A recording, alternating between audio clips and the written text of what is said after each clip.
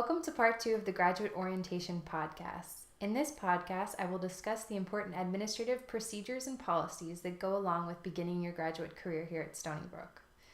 This portion of the podcast can be tedious, but is important information to pay attention to. Let's get started. I will begin by going over registration, teaching assistant, research assistant, or graduate assistant employment, and tuition. All of these sections will discuss tasks that need to be completed using the Student Online Access to Records account, or SOLR. Your student ID number is the logon for SOLR, and instructions for your first logon and setting up your password can be found at this website. You should have received your student ID number in the emails received from the graduate school during the admissions process. When you first get to campus, there are several important dates one should be aware of. These dates affect both your registration and your bill. Each semester has a different set of dates that are presented on the university's website under the Calendars tab in the top right section. Once on the University Calendars page, you should then click on Academic Calendars by semester under the Academic Calendars section for the easiest access to important dates. Finally, look for the Graduate School section and click the PDF option for the upcoming semester. One important date to look for is the first day of Monday-Friday classes. This is when late registration officially begins. You must enroll in at least one course before this date in order to avoid a $50 fee. You do not need to be fully registered by this date, but you need to be registered for at least one course before the first day of classes. Another important date is the last day of tuition liability complete forgiveness. This is after day 5 of classes and is the last day to drop a course without tuition liability. Any courses dropped on or after this day will be liable for some percentage of tuition. The schedule for tuition liability percentages can be found on the PDF of the Graduate School Academic Calendar I mentioned earlier, or on the Bursars page at this link.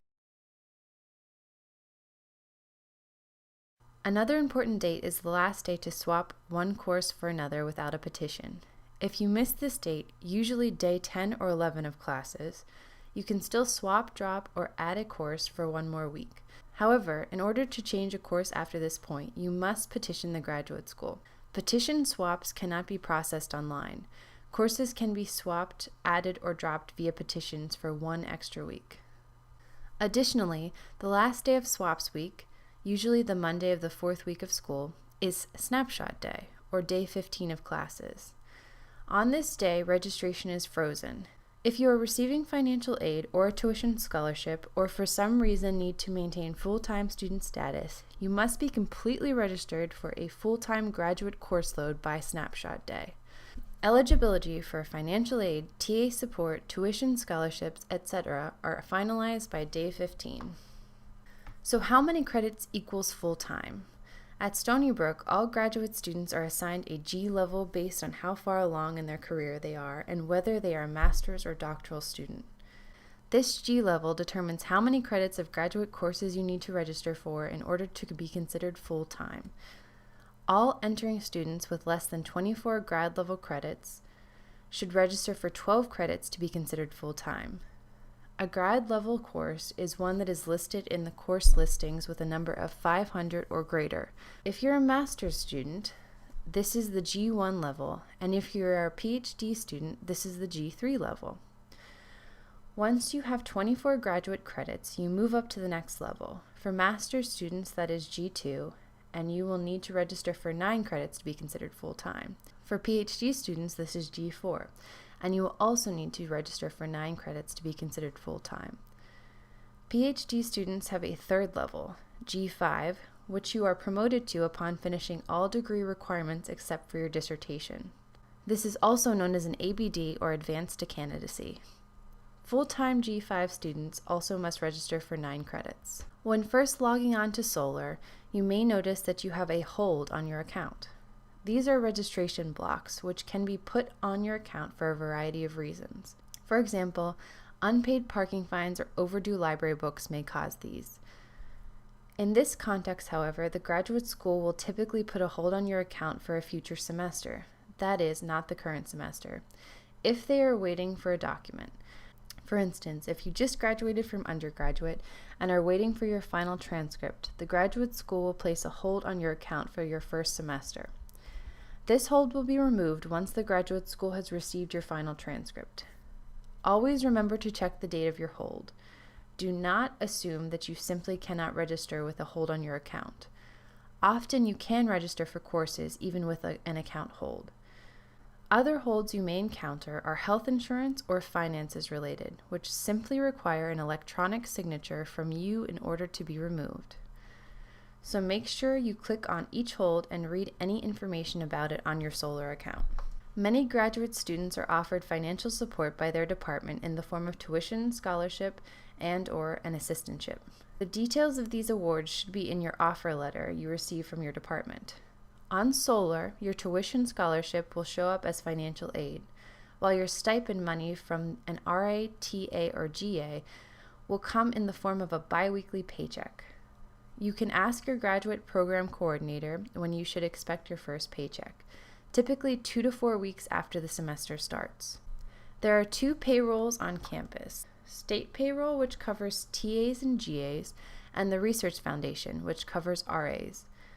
These 2 payrolls are the source of all major administrative differences between being a TA, GA, or an RA. These differences are listed here, and we will talk more about them in the 4th podcast when we discuss health insurance. These positions qualify you for subsidized health insurance, but you must personally enroll in the correct plan in order to get coverage. See Orientation Podcast Part 4 for more information on health insurance.